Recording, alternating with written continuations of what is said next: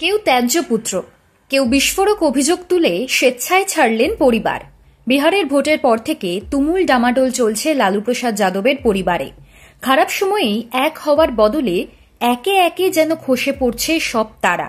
ভেঙে চুরমার লালু প্রসাদ ও রাবড়ি দেবীর নবরত্ন সভা।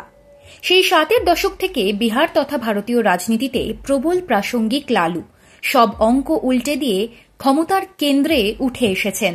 মাসিহা হয়ে উঠেছেন দলিতদের। ভারতীয় রাজনীতির অঙ্কেও ঢুকে পড়েছেন। তাঁরই ছকে স্ত্রী রাবড়ি হয়েছেন বিহারের মুখ্যমন্ত্রী।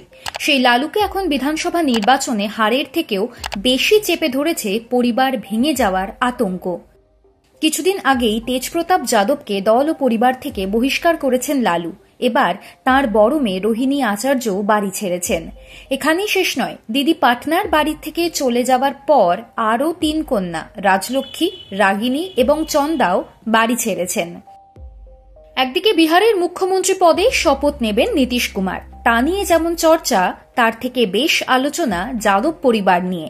সদ্য শেষ হওয়া বিধানসভা নির্বাচনে মাত্র 25টা আসন পাওয়ার পর সেই পরিবার ভেঙে খান খান। 1973 সালের 1 জুন দেখে শুনে বিয়ে হয়েছিল লালু ও রাবড়ির। যদিও রাবড়ির পরিবার প্রথমে আপত্তি তুলেছিল, পরে লালুর উজ্জ্বল ভবিষ্যতের জন্য বিয়েতে রাজি হয়েছিলেন রাবড়ির বাবা। মোট 9টি ছেলে মেয়ে লালু রাবড়ির, 7 কন্যা ও 2 ছেলে। কেউ রাজনীতিতে এসেছেন, কেউ আবার ডাক্তার, ইঞ্জিনিয়ার, কেউ আবার একেবারেই অচেনা। যাদব পরিবারের সন্তান হয়েও দূরেই থেকেছেন সবকিছু থেকে। যাদব পরিবারের এই নবরত্নের সবাইকে চেনেন? লালুর 9 ছেলে মেয়ে সবাই কি রাজনীতি করেন, নাকি রাজনীতি থেকে দূরেও আছেন কেউ কেউ?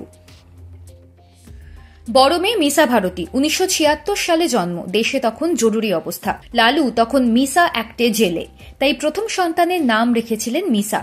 49 বছর বয়সী মিসা ভারতী পেশায় চিকিৎসক। পাটনা মেডিকেল কলেজ থেকে ডাক্তারি পাশ করেছেন তিনি। রাজনীতির আঙিনাতেও অনেক আগেই পা রেখেছেন। বর্তমানে পাটলিপুত্রের সাংসদ হিসেবে দায়িত্ব পালন করছেন। 1998 সালে লালুর জেলবাসের সময় মা রাবড়ির ছায়াসঙ্গী ছিলেন। মিসার স্বামী শৈলেশ কুমার পেশায় কম্পিউটার ইঞ্জিনিয়ার। এখন ব্যবসা করেন শৈলেশ। লালুর দ্বিতীয় সন্তান রোহিণী, যিনি সদ্য নির্বাচনে হারের দায়ে ছোট ভাই তেজস্বীর উপর চাপিয়ে বাড়ি ছেড়েছেন।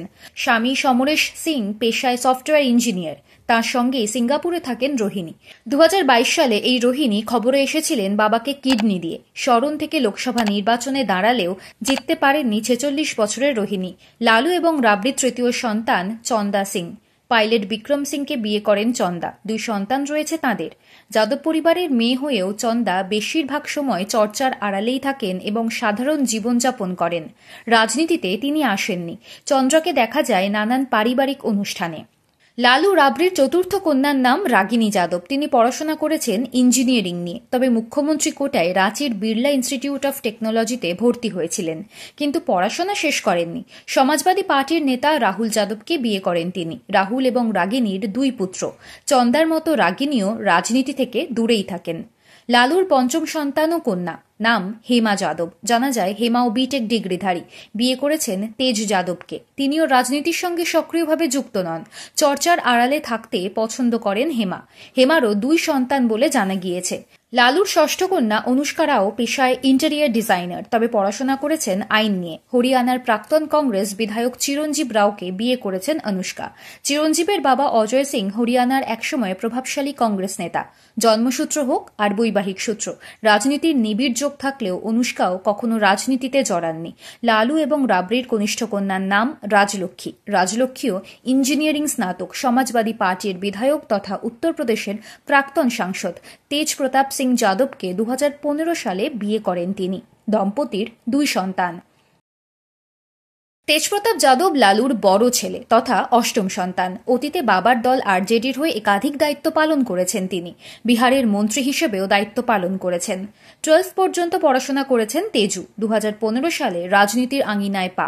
মহুয়া থেকে জিতে চমকে দিয়েছিলেন। 2018 সালে বিয়ে করেন বিহারের প্রাক্তন মুখ্যমন্ত্রীর নাতনি ঐশ্বর্য রায়কে। সে বিয়ে ভেঙে যায়। যদিও আরজেডির সঙ্গে আর সম্পর্ক নেই তেজপ্রতাপের। বিবাহ বহির্ভূত সম্পর্কের জেরে তেজপ্রতাপকে দল এবং পরিবারের থেকে বহিষ্কার করেন লালু। এরপরেই তার রাজনৈতিক যাত্রা নাটকীয় রূপ নেয়। জনশক্তি জনতা দল নামে নতুন দল গড়েন তিনি। কিন্তু ভোটে জিততে পারেননি। বিহারের প্রাক্তন মুখ্যমন্ত্রী তথা আরজেডির অন্যতম সর্বেসর্বা তেজস্বী যাদব লালু এবং রাবড়ি দেবীর কনিষ্ঠ সন্তান তথা কনিষ্ঠ পুত্র। বিশেষজ্ঞদের অনেকেই মনে করেন বকলমে তিনি এখন আরজেডির শেষ কথা। ৩৫ বছর বয়সী তেজস্বী দ্বাদশ শ্রেণীর পর পড়াশোনা ছেড়ে দেন। রাজনীতিতে প্রবেশের আগে কিছু সময়ের জন্য পেশাদার ক্রিকেট খেলেন তিনি। বাল্যবন্ধু র্যাচেল গডিনহো ওরফে রাজশ্রী যাদবকে বিয়ে করেন তেজস্বী।